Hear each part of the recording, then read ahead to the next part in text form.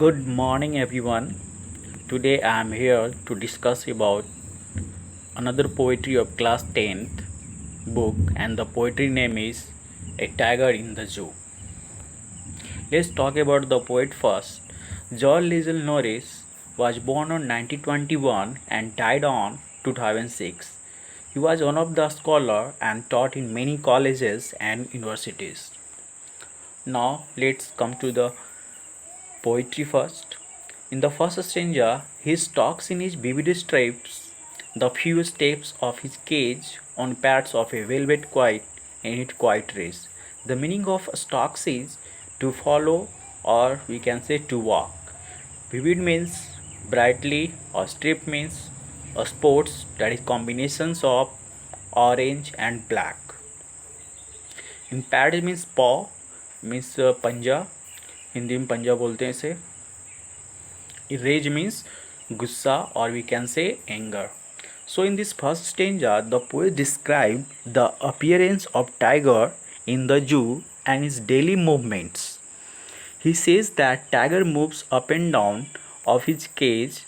The stripes on a body can be distinguished even seen from far as they are darkened in the color that the rest of its body.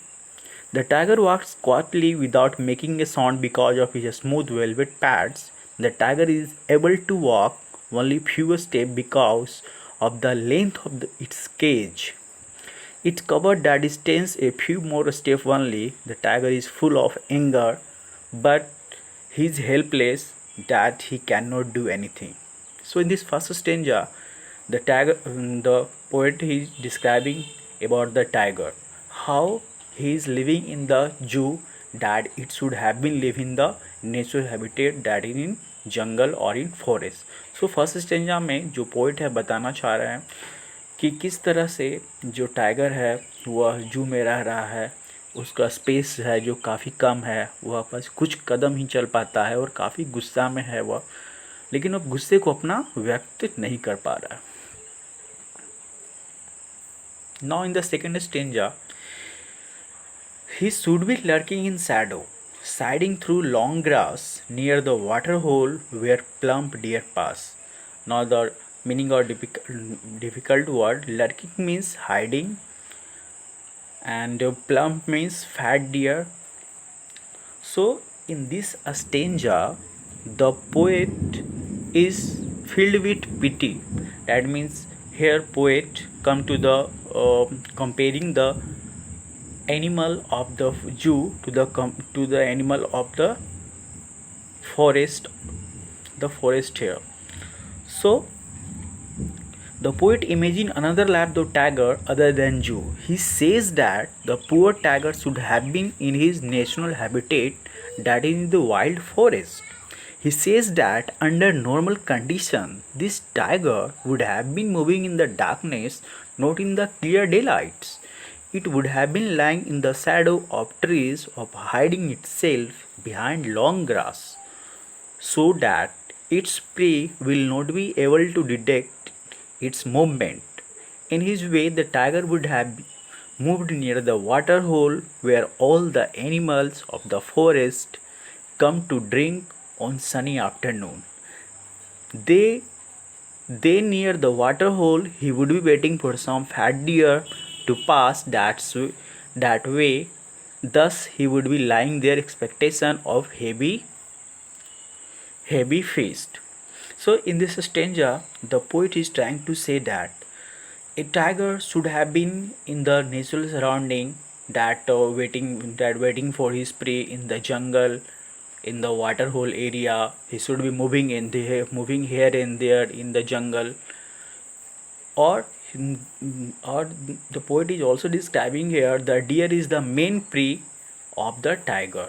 So जो poet यहाँ कहना चाहते हैं, जो tiger है उसका अपना घर जंगल में होता है जहाँ पे वह इधर उधर घूमता हुआ पाया जाता है और अपने शिकार की खोज में शिकार की खोज में जहाँ पे बहुत सारे जानवर पानी पीने के लिए आते हैं दोपहर में, समर के सीज़न में वह घात ला के बैठे रहता है और वहाँ पे वह उसका शिकार करता है. Now in this stanza he should be snarling around horses at the jungle edge, bearing his white fangs, his claws terrorizing the village. Now meaning of snarling means to making huge sound or making harsh sound, and meaning of fangs is, fangs का मतलब होता है कि white teeth, जिस teeth से वो अपने शिकार करता है। क्लॉ मीन्स जो पंजे होते हैं। टेराइजिंग मीन्स डर। So in this stanza the poet is again talking about the tiger whose lives in jungle. So poet also wants to convey his message here. If we are cutting down the trees, if we are continuing, we will cut down the tree, then one day will come, then the tiger will come to the city in the hunt of their prey. So he imagined the tiger, what the tiger will do in case he fail to find a prey in his natural habitat. He says that the tiger will be growing at the edge of the jungle near some village.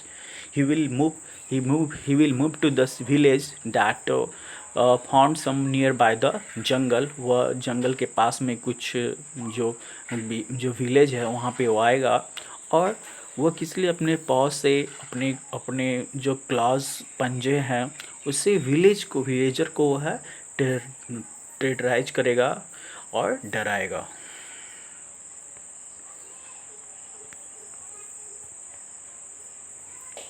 So now in the next stanza the poet is again coming back to the zoo, but he locked in a concrete cell, his strength behind sword, stalking the length of his cage, ignoring visitors. So in this stanza the poet stop imagining the tiger alternate life. He's again come back to the real life of the tiger in the zoo. The poet sees the tiger cage in a small concrete cell in the zoo. concrete क्या होता है?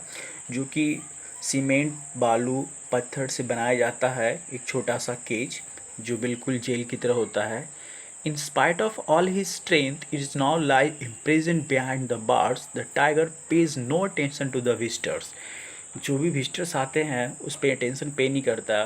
वो जानता है कि कोई भी visitor है जो उनकी मदद नहीं करने वाले हैं, और अपने वह केज में ही वह पड़ा रहता है.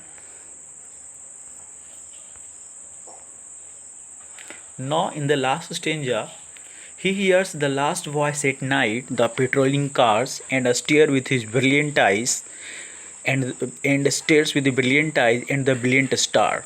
In this stanza the poet describe about the daily routine of the tiger. The tiger does not rest during the day because of the visitors. Even at night, it stays awake till the very last voice of zookeeper. Locking up and going home can be hard. In the night, there is duty of patrolling car that patrol here and there and ensure the safety of the zoo animals. So in the night also, the tiger is disturbed by the patrolling car, and he watches the sky with the hope. He watches the star with the hope that one day will come that he will come back to the natural surrounding that is in the forest. तो यह last stanza में poet बताना चाहते हैं कि दिन भर में जो डिस्टर्बेंस होती है वह रात में भी वह पेट्रोलिंग कार के आवाज़ के कारण होता है, और वह जो टाइगर है आकाश में देखते रहता है स्टार को, ताकि कोई काफ़ी वह होप के कारण देखते रहता है कि कोई एक ऐसा दिन आएगा जब वापस वह जंगल में जाएगा और अपनी पुरानी लाइफ को जिएगा. Now these are the tough words. Straps means long narrow bands, that also we can say sports. Lurking means hiding. Sliding means moving very slow. Plump means fat, chubby. Fangs means long sharp teeth. Now let's talk about the another poetic devices. Metaphor is also used in this poetry. Metaphor होता क्या है कि जब हम to indirect object को compare करते हैं तो उसे हम मेटाफर बोलते हैं. तो यहाँ पे टाइगर पॉज को कंपेयर किया गया है फैट्स ऑफ वेलफेट से. तो ये क्या है? एक मेटाफोर है. इंजाममेंट क्या होता है कि किसी भी पोइट्री में किसी भी स्टेंजा में अगर 2 लाइन या 2 से अधिक लाइन में जो बिना इंड का और बिना फुल स्टॉप या कोमा का यूज होता है उसे हम इंजैम्बमेंट कहते हैं। Consonants, use of consonant sounds, here इस साउंड का स्ट्रैप्स का रिपीट हुआ है तो ये कॉन्सोनेंट्स है। Assonance, use of vowel sounds. और oxymoron when two opposite idea using the same line, that is called oxymoron. Quiet rage, example quiet rage. Quiet rage, the poet used here quiet rage. Quiet is opposite of rage. Rage means you can say anger, and quiet means quiet. So these are the question answer. That's all for today. Thank you, have a nice day.